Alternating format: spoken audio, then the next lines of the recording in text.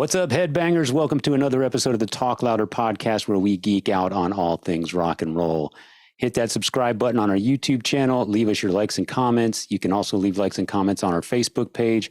Follow us on iTunes, Spotify, Instagram at talklouder_podcast, and our website, talklouderpodcast.com, where you'll find links to our merch and all of our previous episodes. I'm Metal Dave, along with my co-host, Jason McMaster. And man, today we are honored to have one of the most iconic bass players in all of hard rock and heavy metal. He came on our radar with Quiet Riot back in the early 80s. That album, Metal Health, exploded all over MTV and radio, went to #1 on the charts, put heavy metal into the mainstream, sold more than 10 million copies worldwide. And he's also played with Ozzy Osbourne, Whitesnake, Ronnie James Dio. He was with Whitesnake on the 1987 tour, which produced the hits Still of the Night, Here I Go Again, Is This Love? And he did the Ozzy Osbourne tours, Blizzard of Oz and Diary of a Madman. Of course, those tours were legendary and basically saved Ozzy's career as a recording musician. So, Amen. Real honor to have with us today Rudy Sarzo on the Talk Louder podcast.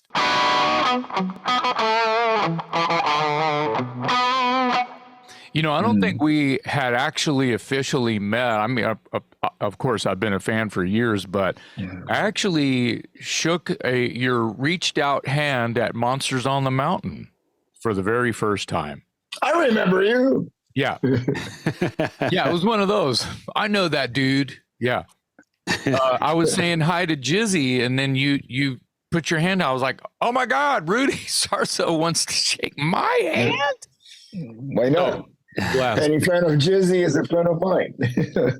That's just love and the circle of rock and roll. Yes. Man, Rudy, I can't thank you enough for being on the show today as someone who's my pleasure. Followed Thank your you career. for having me. Oh man, of course. Man, there's so much I want to cover, but let's start with the single "I Can't Hold On." For people that don't know, it's a bonus track on the re-release of the Rehab album, and the Rehab album is called Rehab Relapsed and Remastered, I believe, and it's out now. And there's a track on there called "I Can't Hold On." It is a demo that was recently resurfaced. A demo of Kevin singing with guitarist Alex Grossi playing guitar, and they asked you to come in and put some bass tracks on it and flesh out the song, and now we have this beautiful tribute song. Tell us a little bit about how you were approached to contribute to that song, and then I want to talk a little bit about the video. Oh yeah, absolutely. And and also I would like to add that's Frankie Banali playing drums on that too. Of course, yes. Yeah. How the whole world actually, like you mentioned, this is a song that Kevin and Alex wrote together, and they recorded it. And by the time that I got it, Frankie's drums were on it, and so I wasn't around for that tracking process, so I can only give you my impression. So the demo gets put away, and then Kevin passes. And then after that, Frankie passed. Kevin, I believe, passed in 2007 and Frankie in 2020. So when I came back to the group, Alex and we were talking about new material for a future, And so he started looking on his computer. I started looking on mine. And he came across the song because he had forgotten about it. So they sent it to me, and I track it, and I just want to get an idea of who your listeners, watchers are, because I could go either muso or just the average person. Probably a little bit of both, somewhere in the middle, if you don't mind. A musical average person. Okay, I got it. So, the first time that I recorded with Quiet Riot was back in the 70s, but not, we were doing demos, not on a record, right, to be released. It was just demos. But that means that I went through the process of understanding where the band comes from. Because, even though it's, let's say from Mental Health, that song is 40 years later, still is rooted in Quiet Riot. So I wanted to have like I always keep that in mind. There's a certain foundation, musical foundation to the sound and where the music is coming from. So being aware of that, and also even prior to me joining Quiet Riot, I was playing with Frankie Banali. I met him in November 18, 1972. So by the time we did Mental Health, the record, I had been playing with Frankie for 10 years. Wow.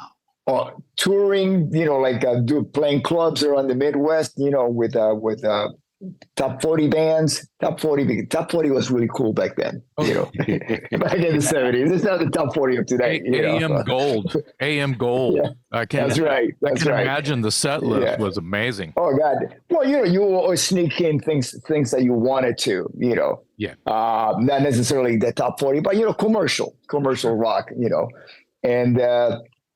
And then we moved to LA together in 77. And then we struggled to keep our rhythm section together. We did various projects. We were living together, like I mentioned. And then finally, 1982, I'm there with Frankie recording Thunderbird, which was the song that I came in to record while I was still a member of Ozzy, like days away from me going to New York to record Speak of the Devil. But that's another story that maybe we'll get into later on if you ask me the question that will lead me there. So I take that into consideration, the fact that, I know what the thought process is when you go into work on a Quiet Riot song. The certain ingredients that certain instruments must include in the tracking, because that's part of the Quiet Riot sound. Right. Having said that, when I listened to the song, especially since it was co-written by Alex, so it was not a Randy Rhoads or a Carlos Cavasso composition, it was an Alex composition. So he brings a bit of a more modern approach to the chord structure and the voicings that he plays and the feel, because he's from a younger generation. But then again, he has been in the band for over 20 years. Right. So he was mentored by Kevin. So he really, what I understand, he understands too. He gets the roots of Quiet Riot, and they become part of his, especially working with composing for Quiet Riot. He brings those elements into the compositions. So I listened to it and I said, okay. And I gave it a lot of thought, and I brought in the guys spiritually into the room, which is basically this room that I'm sitting here right now talking to you guys. And that's how I recorded it, because when nowadays I do this on my own. Somebody sends me some tracks, and then I have to play producer, engineer, player, the guy making the coffee. And I'm the best at that. That's what I'm really good at. Nice. I want to record at your studio. I hear the coffee's magnificent. The coffee is, yes. It's actually Cuban coffee. It's like rocket fuel. Nice. So that was basically my process. I used a fretless on that because I wanted to do something a little bit different, more melodic and legato in the playing. And then there's the eighth notes in there, driving the verses. The choruses. But as far as the verses go, I wanted to have more of a melodic feel to it. Kind of like almost shadowing what Kevin is singing and finding some holes in there to be melodic. Yeah. What went through your mind the first time you heard Kevin's vocals after so many years? And you'd never heard these vocals before either. So. No, I thought it was, if not the best, some of the best vocal work he's ever done. And the fact that it was just a demo, he approached it as a demo, not as something like, okay, this is going to go on the record. So maybe that's what where the magic is. You don't give it too much thought, as far as like, am I on pitch? Am I not on pitch? You just emote. It's all about the emotion. Right. It's all about being the messenger, even though he wrote the message. That's his lyrics. So you got both. You got the message delivered by the messenger who wrote the message, delivers it.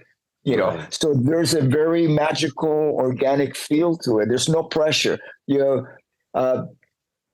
There's something about there's a little bit of a survival element to most rock musicians that do not make a living out of being studio session guys. Because if you're a session guy, you're not going to go on the road. You're going to spend your life showing up at the studio just about every day. So it's like second nature. But if you happen to be performing, a lot, like, let's say in my case, we would just go in the studio when we were on break. And then all of a sudden, you have to get accustomed to the laboratory that is a recording studio. When I'm talking about the proper way of doing it, or the traditional way of doing it, not necessarily the proper, which is, you bring the producer, the engineer, you book the studio, you start miking things up. You might even have some pre-production working with the producer, with the arrangement, things like that. It becomes a very, it's like under a microscope, everything that you do. A little bit militant sometimes. Yeah. Right. Yeah. And now that we do things on our own, I might play something and just not even deliver it until I listen to it the following day. And I go, am I really happy with this? Because, the following day, you're probably going to hear it more like listening to it the first time and not even listen to it as the person that actually either contributed and wrote that part or recorded that part, or both. You're just going to fresh ears. You're just going to be like listening, like if you were just a part of the audience. Right. So the video for this song is just, man. If you watch that video and you don't get a lump in your throat, something's wrong with you. That it's just really heart wrenching and beautiful all at the same time. And what really comes across is the brotherhood that you shared with Frankie and with Kevin. But there's some scenes of Frankie's last days in the video where you're with him. Walk us back through some of that footage and what's going on and where that is in the timeline. Yeah, like when you are going through something and you just get so hyper focused in the situation. Let's say somebody is in at the hospital on their deathbed, and you're holding their hand. That's all I'm aware of. I'm holding their hand and I'm looking at this person that it's a family member, somebody that we all love, and the thought is, it's not like I'm really focused on that the person is dying, because I'm more focused on what we shared as we're alive. Yeah. The moments, the memories. You're going back, you're not thinking about the finality of it. You just think about, having, let's say 72 last year would have been 50 years of friendship with Frankie. He was my mentor. He taught me about being a member of the rhythm section, which I was not even aware that a rhythm section existed. Yes, there is a rhythm section, and you and me were part of it. Oh, okay. So he taught me how to do that. Because, we started playing early on. I had just turned 22. And 22 years old today is a whole different 22 years old in the music industry. Because even if you went to school, there was no school of rock. Mm-hmm. I'm talking about music school. Right. So once it comes to rock and roll, it's a whole different monster. It really is. Nowadays, any kid that wants to be a rock musician, there's gazillions, billions of hours of tutorials how to be who you want to be. Back then, it's like our only way of finding out was going to rock concerts and watching our heroes play live, and you paid attention. Right. Right. You know, you just like, you try to get as close as possible to the stage. And let's say in my case, watching bass players, watching the gear, watching, you know, what instrument they play, if they play with pick fingers, you know, whatever technique, all of the above. That was my school. That was my reference. There was no YouTube back then, you know. So at 22, I had been playing a lot before then, but I really was not, I was looking to be groomed into being a rock musician. Prior to that, I was just basically a multi-purpose top 40 musician, which means I could play like Ring of Fire and play Fire by the Ohio Players.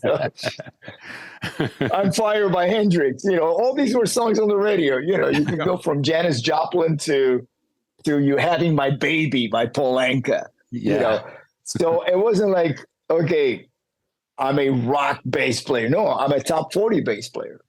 Right. And this is because I was living in Miami, and Miami, with all the tourism, was very top 40 oriented. Once I started traveling up north to Fort Lauderdale, which is where I met Frankie, that's when I really got the exposure of the rock scene. Yeah. It did not exist in Miami. It existed, you know, Fort Lauderdale and above. And it was when I turned 22 that's where I stopped playing in top 40 bands and started just playing. I mean, I wasn't working a whole lot, but at least I was getting an education of how to become a rock musician. Right. Yeah, the video just really shows the brotherhood that you share. And I wanted to thank Regina and Ashley, Frankie's wife and daughter, for allowing you to share that song and that video with the world, because I think it's a wonderful tribute and a great honor to your brother. Yes, and I gotta say, Regina did such a beautiful job. She's a filmmaker. She did the Quiet Riot documentary. Mm-hmm. Yes. Now You're Here, There's No Way Back. Right. And the footage was unbeknownst to me that it was rolling. You know, I mean, if you look at it, I have my back turned, you know, we're just. So it's real. Yeah. Oh, yeah. I mean, but, you know, Regina being a filmmaker, that's you know, that's her, that's what she does. You know, she captures moments, you know. Mm-hmm. And,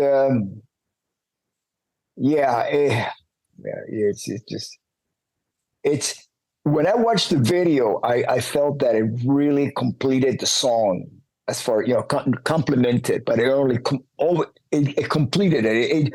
It gave it a clear picture about what the song is about. Yes. It gave it meaning, you know, and also it explains why we carry on as a band, Quiet Riot. You know, why I came back to the band to celebrate the legacy and the memory of Frank Vanelli and Kevin DuBrow and Randy Rhoads. Yeah. Which is what I do every single night.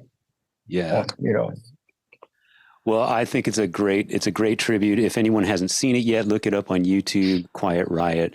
I Can't Hold On. Wonderful, wonderful tribute. And speaking of the early days of Quiet Riot, I'm not going to go all the way back to the very beginning, but you're celebrating the 40th anniversary of the Mental Health record. Your current lineup is Jizzy Pearl on vocals, Johnny Kelly on drums.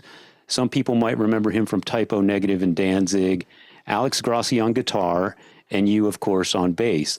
So this current lineup is going out. You did a bunch of shows last year. Jason alluded to Monsters on the Mountain earlier in our discussion. What do you have on tap for 2023 as far as touring with the current lineup? Oh, as many shows as possible. There's going to be some major announcements coming up as far as the complete tour, or at least most of it leading up to summer. And but it's just, you know, to go out there and play as many dates as we can to celebrate. Right. I mean, you only get one 40th year anniversary. Right. And this is it. Yeah. Well, that album, I mean, it shocks me when I think that album is 40 years old, because I remember it when it was brand new. I think all of us do. I mean, that thing came out and just took over the world, went to #1 on the charts, put heavy metal in the mainstream, sold 10 million copies, produced the hit singles that will live forever, Come On, Feel the Noise, and Bang Your Head, Metal Health.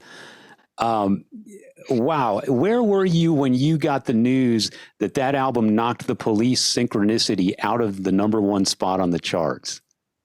We were Champaign, Illinois.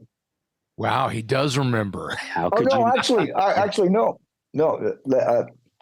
It's Rockford, because I have to associate Rick Nielsen, who was there, with the city. It's Rockford. Yeah.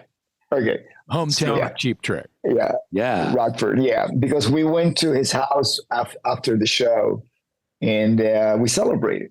Cool. Wow. I bet that was a party. It's a very small party, but very loud. Yeah. We're all Cheap Trick fans dating back to the first time we heard him. Yeah. So it was really neat to hang out with Rick, and he had us come over, to his beautiful home, Well, that album put heavy metal into people's living rooms. It put it on the radio. And so why do you think Metal Health was the right album at the right time? Because prior to that, you had like AC/DC Back in Black, Van Halen was starting to pop. What was it about the Quiet Riot album? I feel like MTV played a part in it, but I want to hear it from you. Oh, definitely MTV. Huge part.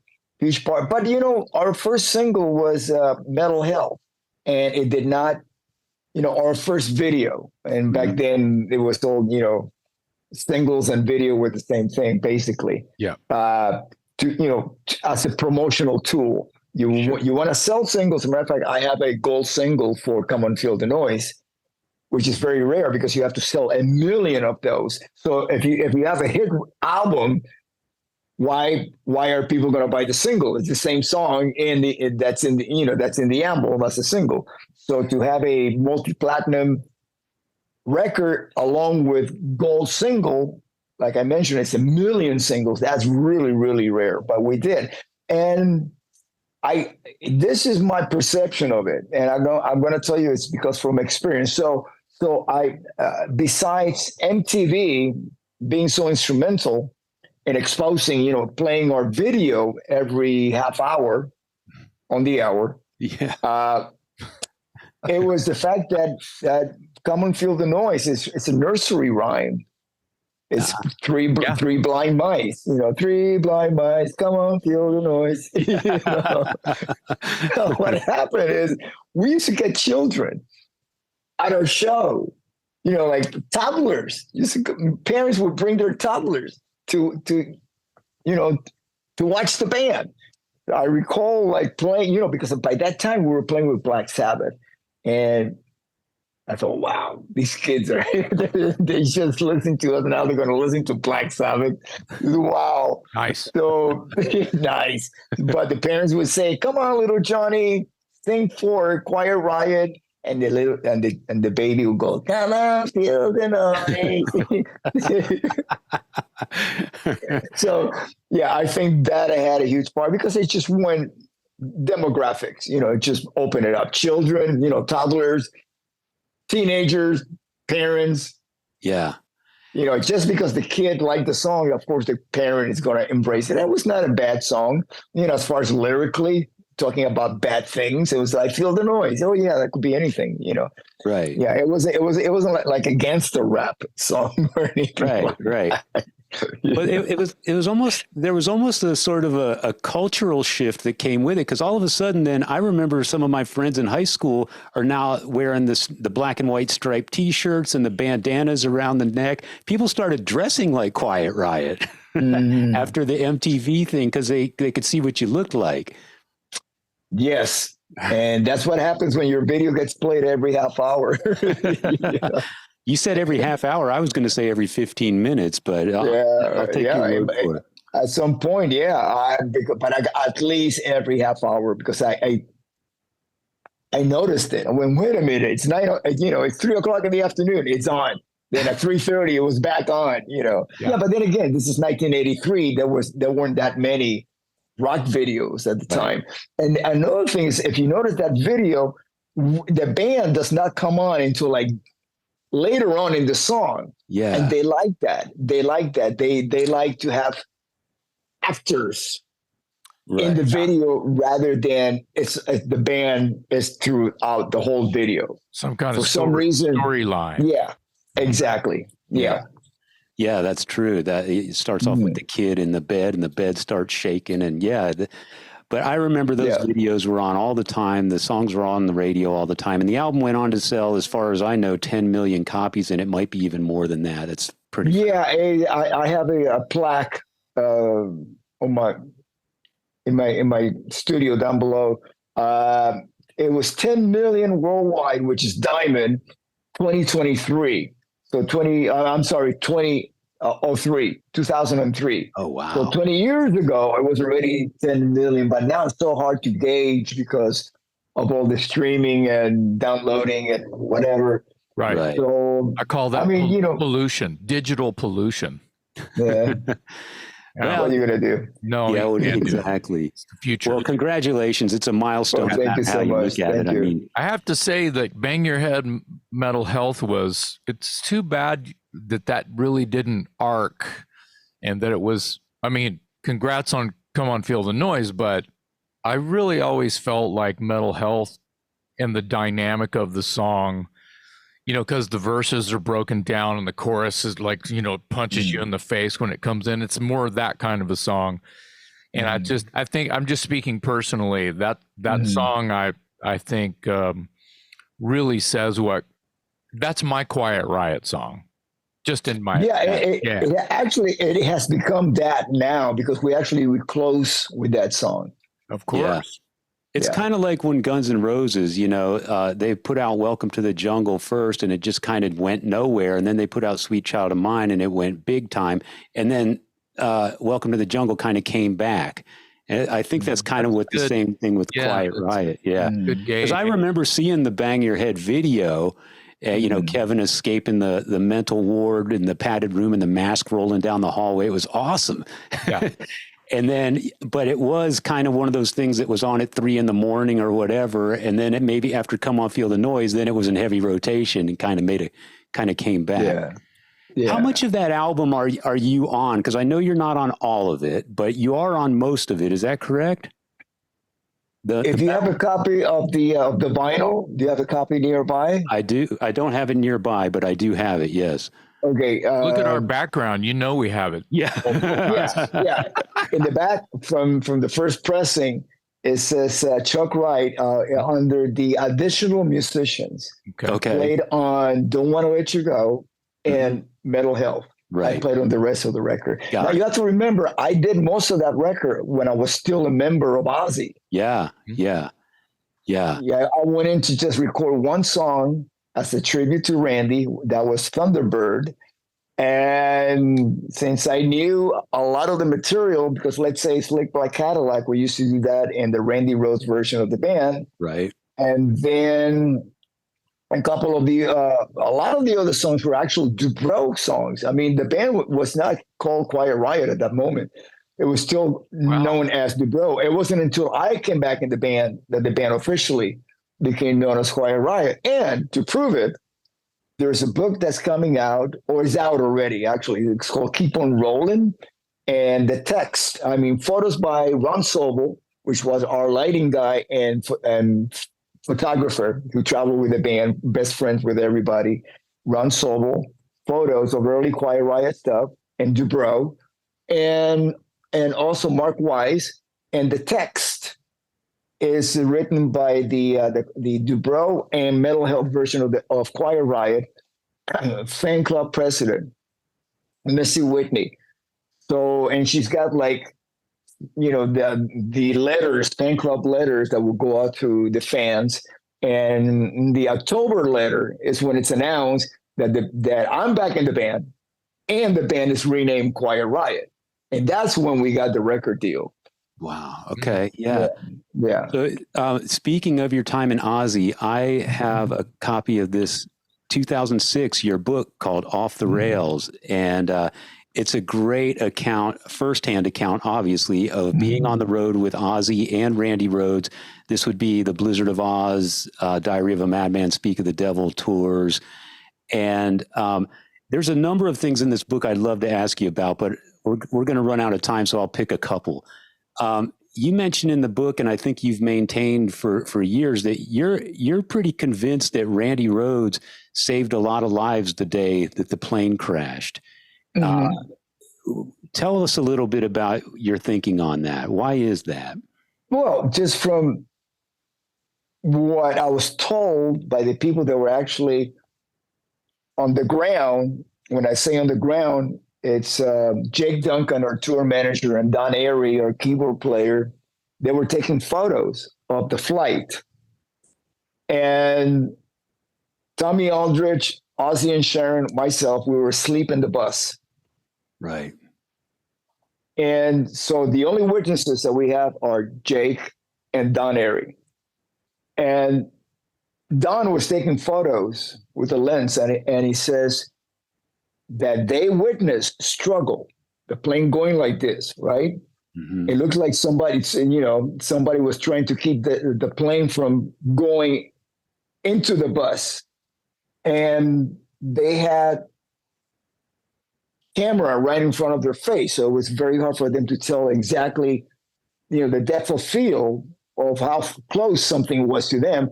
All they know is that he had the camera on his face, and all of a sudden the plane went by, and it was perpendicular to the ground. It was like this, not like this, like a plane flies, right, but like this. As a matter of fact, I stood right next to the point of impact. Wow. Where the tip of the wing hit the bus, and it went to my nose. That's how low it was. And we were asleep in the bus. That's how I woke up. I woke up to this boom.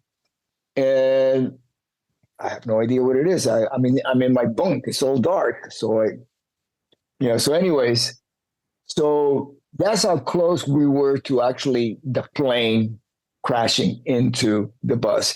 And like I mentioned, Jake and Don, they witnessed this struggle to keep the plane going on a straight path. Right, right. What do you, man, there's so much to talk about, but I let me jump ahead. I want to mention a funny note in this book. You talk about when Ozzy does his first interview with you in the band, and it's your first time to see your name in print as a member of the Ozzy Osbourne band, and he's quoted as calling you Rudy from Cuba. And that was your big debut, Rudy from Cuba. That's right.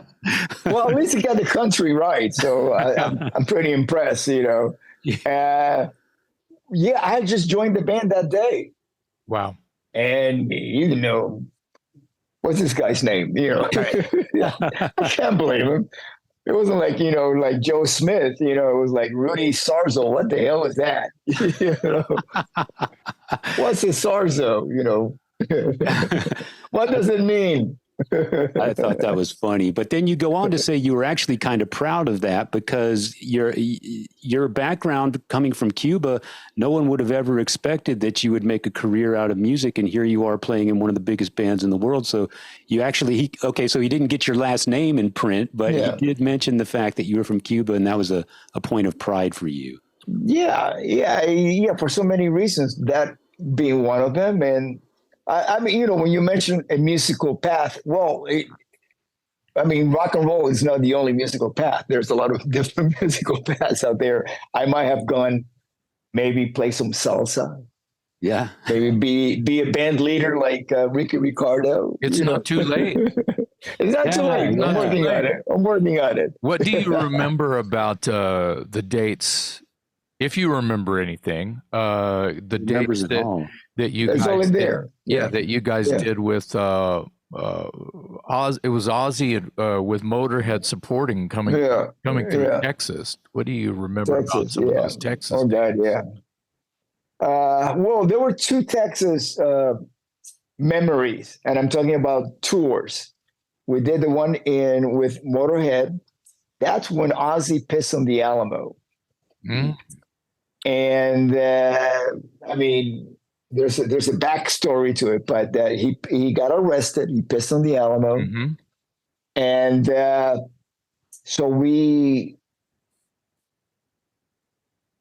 that was it. Yeah, I thought that was the Diary of a Madman tour. no, there is, yeah. Because I'm thinking back, and I'm thinking, who was the opening band for that? Because I can always tell what leg of the tour that was according to who was opening. So It was Blizzard of Oz with Motorhead. Yeah. Absolutely. I know that. And we played at the John Huston Coliseum in San Antonio. When that happened, the Alamo. I forget who the opening act was on the on the Diary tour. Yeah, well, I mean, Diary, we had UFO. We started with UFO. Then we had Starfighters. We had Magnum. Nice. Yeah. Yeah. So you know what? I have to look back at the book because when I wrote the book, I have diaries and references and cool. That explains everything. So everything is accurate according to whatever. I think you played Palmer Auditorium in Austin on Blizzard of Oz in Austin, Texas. Palmer Auditorium. Yeah, but I'm talking about San Antonio. Yeah. Because that's where the peeing on the Alamo happened, Yeah. And So tell us a little bit about that. Yes, because we had just come from either Houston or Dallas that morning, and we had to fly in. We got kicked off the bus. We got fired that day, and we did. It was a big incident. This is what happened. Randy did not want to record the Speak of the Devil album. Right. So he told Ozzy flat out, "No, I'm not doing it." And so Ozzy was freaking out because every day got us closer to actually having to record this, and it was going to be live. That was supposed to be in Toronto, live with a big major production, and so Randy quit the band. Mm-hmm. He quit the band. Wow. He told Ozzy, listen, I want to go back to school. I want to get my degree in music and so on. And so Ozzy was freaking out. And so he had not gone to sleep for a few days. And so we are sitting at the bar because for some reason the restaurant was not open. And we're sitting and having coffee, getting ready to go on the bus to head out to San Antonio. And Ozzy just walks in and just starts yelling and screaming and throwing things around. And before you know it, we're fired. Everybody's kicked off the bus. Whoa.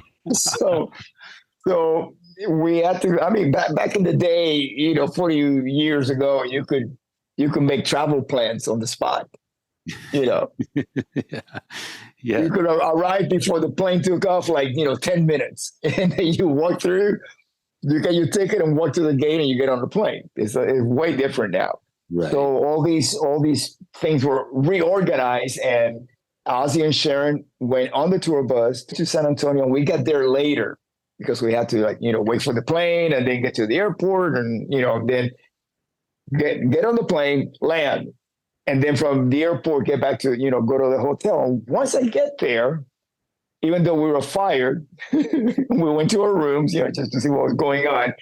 And all of a sudden, I walked by the hotel bar in San Antonio, and there's Ozzy sitting there with our publicist and a bunch of press people from England that they had come in to do an interview with Ozzy, and Ozzy's dressed in drag. he's got Sharon's clothes on, right? And he's sitting there, right? And he's drinking, having a great old time. So then I say, okay. So Sharon says, "Listen, boys, just go to sound check. I'm taking care of this because we thought we were fired, and."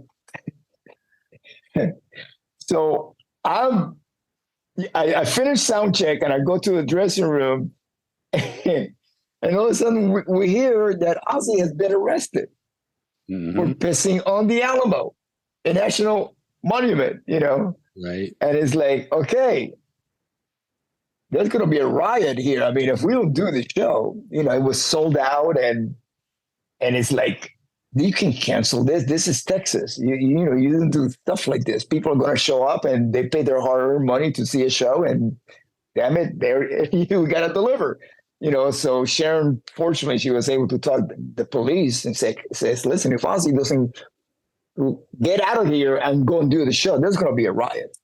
Right. And she says, and we're not going to be responsible for it. It's in your hands. So they release Ozzy, and yeah, that's what happened that day. And you were rehired on the spot. Yeah. Oh yeah. Well, you know what? It was one of those things you don't even talk about it. You just carry on. It's like nothing happened. So he was angry on the spot, and he forgot that he hired you. He probably forgot, right? Yeah. Yeah. Yeah. I mean, he was drinking, and Yeah. Yeah. Well, it's monumental, and it made history. Headlines. Yeah. Still talking about it. You put this book together with the help of you were keeping journals and diaries this whole time. And so I wanted to ask if you continue to do that, because you have a whole nother chapters of your career we haven't even talked about. I could see a great Whitesnake book coming out of you, a Ronnie James Dio book coming out of you. So do you continue to keep journals, and will there be any more books in the future? Maybe a coloring book. That's as far as my plan goes. It's way easier than writing one of those. No, and I'll tell you why. Okay, first of all, I wrote the book just to answer the number one question, which is that I get when I travel around the world, which is, what was it like to play with Randy Rhoads? And I needed 300 pages in order to express what it was like. And that's it. Everything else now, thanks to people like yourself, and I have a show on Monsters of Rock Radio called 6 Degrees of Sarzo that I get to do my own podcast, radio interview. We're able to document our stories orally now in podcasts, audio, video, whatever. And to me, that's just like writing a book. It's all right there. You listen to the person talking about it, or you can read about it in a book, but I just rather listen to it, so I get all the inflections, how the tone of what they say, Yeah. Right. Yeah. And what's beautiful about it is, when we're having a conversation like this, there's so many, you could ask me about the same subject, but in a certain way that you ask me, certain words will trigger certain perception of the same incident or moment or memory. Right. I could see that. See that the conversational tone lends itself its own little flavor to the answer. Yeah, audibles, exactly. Audibles trigger a slightly different answer almost every time, depending on who's asking the question. And the time of day, like I previously did a podcast earlier today, and it wasn't like I was fully like I have been awake for a while, but I was still in a very relaxed state. So my answers become a little bit different. They have different layers to it and different depth, whereas like today it's about lunchtime here. And so my mind it's more focused on what he's going to have. This reality, this dimension. I study quantum physics. So in the morning, you find me more in the quantum field than I am now, because now I'm dealing with a lot of reality, a lot of like here and now, rather than all the possibilities that can come from being in the quantum field. Yeah. Wow. I can see that. I feel like I'm more creative in the morning when I first wake up and my mind isn't polluted with all the news of the day and the rat race and all that stuff.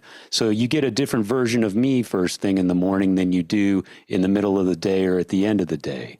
I feel Absolutely. I feel like being creative is me shutting the door on all of the noise, as you called it. Mm-hmm. Yeah. Like when I have a song that I need to finish, I can like literally go into a quiet place in my head so I can finish what I need, get back to the fantasy of where I need to be to finish the lyric. What does this song need right now? And not be polluted by anything else. That's what music is to me. It's a fantastical place that I can go and feel something where I'm not being bombarded by things I don't want to be bombarded with. So that's a good way to. What are you going to have for lunch, Rudy? I had oatmeal. Oatmeal. Okay. For lunch, you've already eaten lunch. Yeah. It's afternoon here. Okay. So, and I get up at 6. Yeah. And because again, I'm quite. I have the household to myself, and I put my AirPods on, so I'm, whatever I'm watching TV, I listen through here, so I'm not disturbing anybody. My wife or my mom that now lives with us. Okay. Yeah. And so I just immerse myself in my own world. Do you? We told your publicist we'd only keep you for 45 minutes, and we've hit that It's mark. okay. If you have a couple more minutes, we'd love to ask you a few more questions. We can't let you go without asking about Whitesnake, because once again you came in on an album that exploded, and that album was again all over MTV, all over radio, talking about the Whitesnake 1987 album. In this case, you hadn't played on the album, but you were in all the iconic videos, all the videos with Tawny Katane, all the radio hits. The tours were massive. You were one of the biggest bands out there at the time. Just give me a synopsis of your time in Whitesnake. What was it like working with David Coverdale? You had 3 great guitar players come in and out of that band: Steve Vai, Vivian Campbell, Adrian Vandenberg. Just tell me a little bit about your time in Whitesnake, because we want to include that.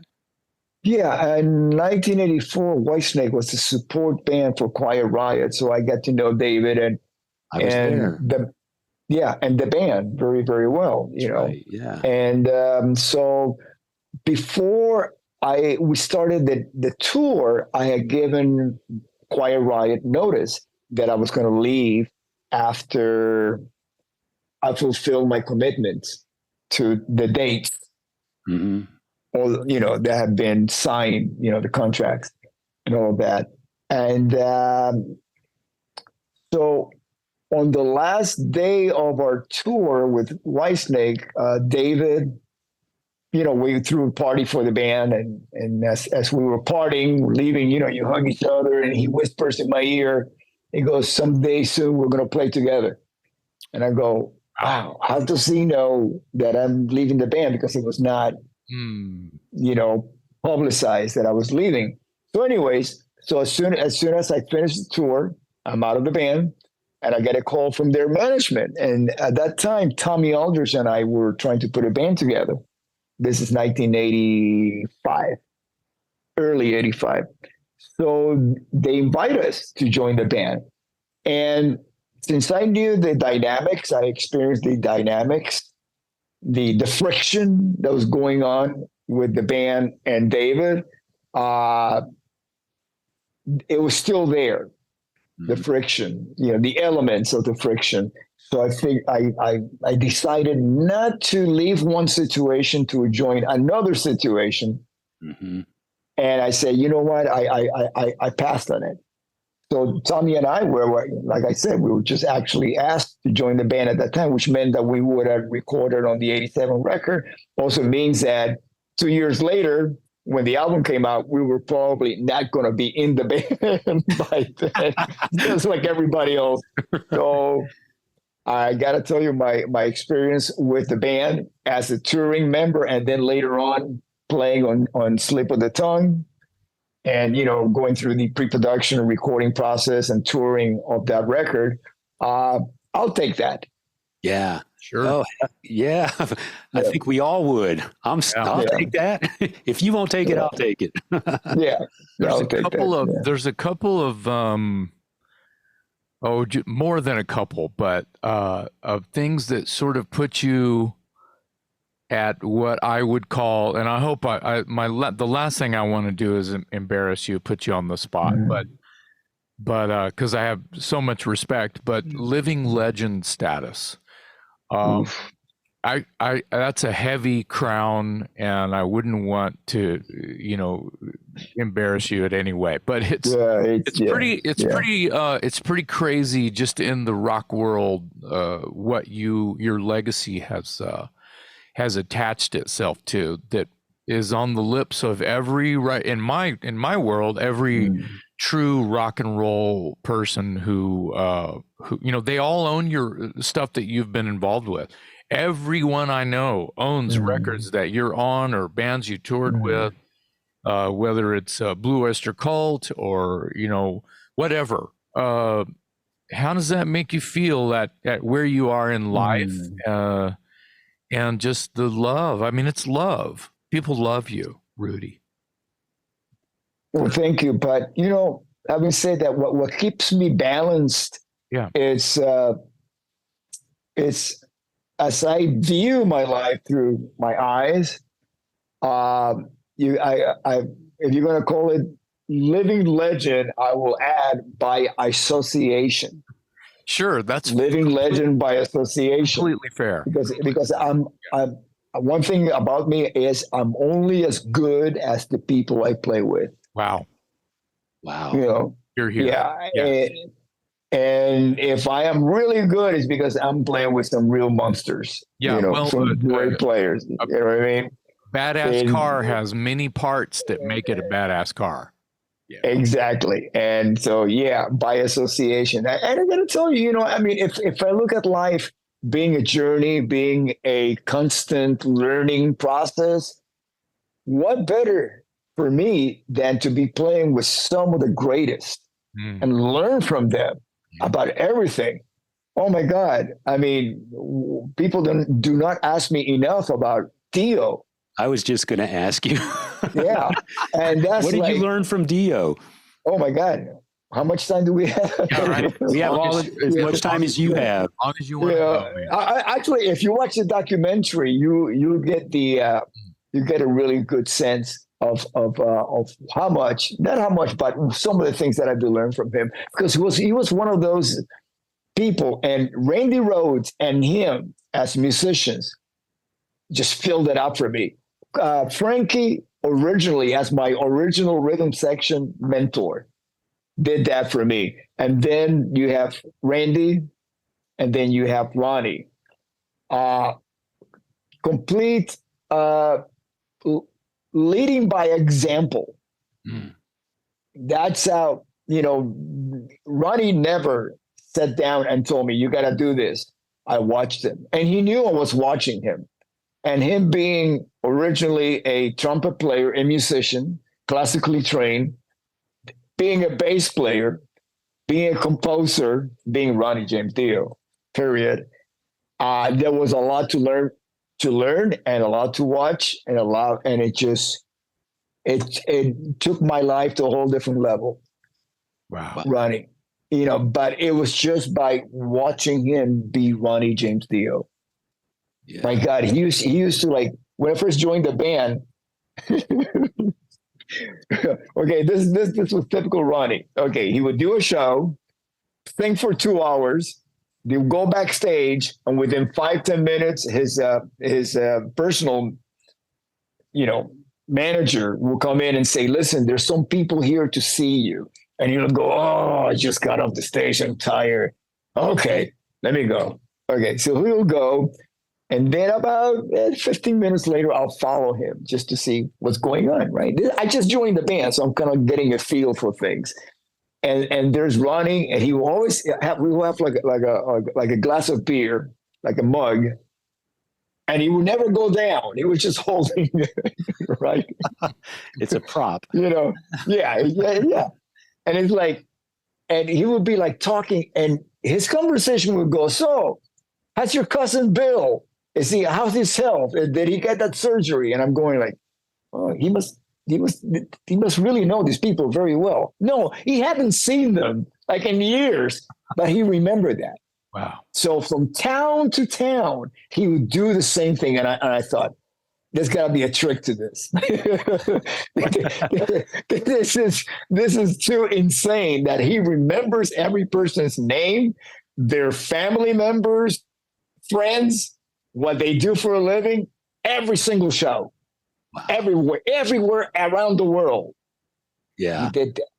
And it was like, and that was like my entry into, that world of Ronnie James Dio where everything was like, can't believe this. This is just amazing. Yeah. Every day was just like that. Yeah. I was lucky enough to meet him in 2007, and me and my wife went backstage, and it was incredible because he wanted to know more about me than I wanted to know about him. And it was just, he was so personable and genuinely interested in knowing who his fans were and what you did for a living and where you lived and where you grew up and all that stuff. So I can only imagine what it's like traveling with him on a daily basis and witnessing all that. Oh, and the crew loved him. Oh my God. They would, like, let's say when we were not touring as Dio, they would, go into do other different tours. And then management will call them and say, hey, yeah, Ronnie's going back out in 3 months. So they would tell whoever they're with, say, listen, I got to go. Ronnie needs me. Everybody would say, yeah, go ahead. That's the respect that Ronnie had, where the rest of the industry understood when somebody was leaving their tour to go back to work with Ronnie. Wow. Yeah. One last question, and then I'll let you go. I wanted to know, who is your inspiration as far as your showmanship is concerned? Because you're not one of these bass players that just stands in the background. You play the bass upside down. You play overhand on the fretboard. You lick the bass. Yeah. Where did all that come from? Very few people know this, but I think it's about time that I revealed it. I used to be one of the original Chippendales dancers back in the 70s. Wait, are you being serious? Yeah, we have an exclusive here on the Talk Louder podcast. I have an exclusive right there. Wow. Breaking news. Wow. What city? Were you in Miami or where were you? Oh, no, Hollywood. You were a Hollywood Chippendale dancer. Yeah. If you ever watch the Netflix miniseries, I'm the guy with the big porno mustache. I looked a little bit different back then. Are you being serious right now? I don't know if he's joking or not. He's messing with us, man. Oh, man. If we're not careful, we'll put that in the description. We just got clowned. We just got clowned. Okay. Let me turn the question around, and I'm going to ask you guys. Okay, what inspires you guys to breathe? Right. Want to live? Yeah. It's the same for me. Going on stage, it's the same thing. It's like breathing. I agree. And it's different with different bands. You get the vibe. You listen to the lyrics. With Whitesnake, it's more that sexual undertones into all the lyrics. It's a blues bass band. With Ozzy, it was more metal, more like Mr. Crowley. It's like when you got like Kitten's Got Claws and Mr. Crowley. There's two different bands. It's two different emotions that come out. Yeah. Quiet Riot was just rebellious youth. We're talking about 40 years ago, so I was much younger. Yeah. We were more in touch with our teenhood than we are now. Yeah. So you weren't licking your bass during Mr. Crowley. No, that did not. Actually, let me tell you the story about licking the bass. Very simple. Yes. Okay. So here we're doing the Here I Go Again video. And the next day we're scheduled to do the Is This Love video, which means that we're showing up at 9 o'clock call for Here I Go Again video. And here we are, 3 o'clock in the morning. We're still shooting the video. Now we're doing close-ups. And I got to be back at 9 o'clock again to start the Is This Love video. Well, not the following day, like in a few hours, I have to be back in the studio. Right. Okay. So it's my turn, 3:00 in the morning. Director goes, okay, roll it. They do it. I'm tired. I'm just like, okay. And then the song ends and it goes cut, and it goes to me, is that all you got? And I went, oh God, I'm going to be here all night long. Okay, please give me another pass. So they go, and I did everything I could think of, move-wise, things that I've never done before, just to get it done. And so I could go home and come back again the next day and do it all over again. So yeah, we finished that take, and it goes, okay, we got it. Okay, go home. We'll see you in a few hours. So a few weeks later, when we get to watch the actual cut, the edit of the video, I've forgotten about all of that. I've moved on to other things in my mind. So I'm watching the video, and I see me licking the bass, and I believe Dave licks Tony's leg, cut after cut. And I go, oh, okay, that's cool. And I think, wow, if that's the worst that they put in the video, that's not too bad, because there was actually worse stuff that I was doing just to get it done so I could leave. And that was it. So when I see that, I think of the other stuff. What was the other stuff that was? I'm not going to tell you. It might show up someday on the director's cut. In the movie. Yeah. Yeah, the X-rated, triple X-rated. Wow. That's awesome. Rudy, thank you so much for all your time today, man. You are a great conversation. I really appreciate it. We wish you all the luck in the world and continued success and continued health. People can look for you out on the road with Quiet Riot in 2023. You've got a tour coming up, dates to be announced soon. There is a new track called I Can't Hold On, and it's a great video on YouTube, great track with Rudy playing bass, Frankie on drums, Kevin on vocals, and Alex Grassi on guitar. And we appreciate you sharing your stories with us today. Thanks for staying a few extra minutes. Thank you, Rudy. And we really appreciate it. On behalf of my co-host, Jason McMaster, I'm Metal Dave, along with our special guest, Rudy Sarzo, today on the Talk Louder podcast. Thank you so much, Rudy. Thank you so much. God bless you.